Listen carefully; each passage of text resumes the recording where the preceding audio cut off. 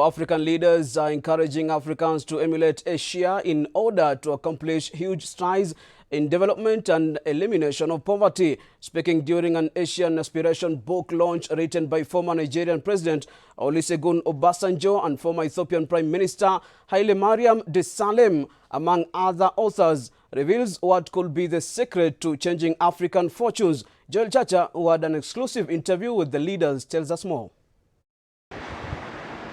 In 1960, GDP per capita in Southeast Asian countries was nearly half that of Africa. By 1986, the gap had closed, and today the trend is reversed, with more than half of the world's poorest now living sub-Saharan Africa.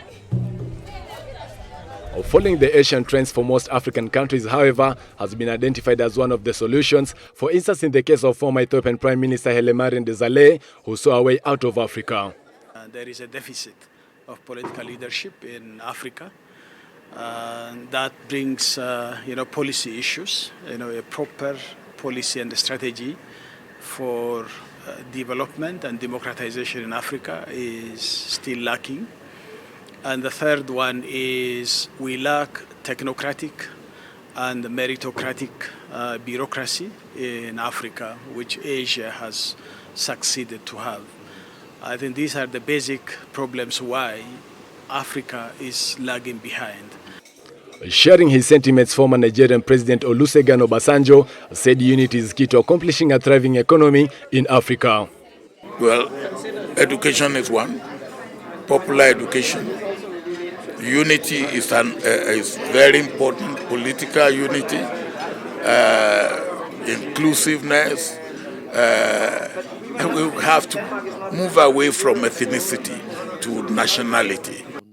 Gracing the occasion, Kenya's Prime Minister Raila Odinga noted that change in African countries is achievable with good leadership. Africa has to get its acts together and forget about thinking that other people will develop the continent, and have more confidence, develop more confidence in themselves in doing things.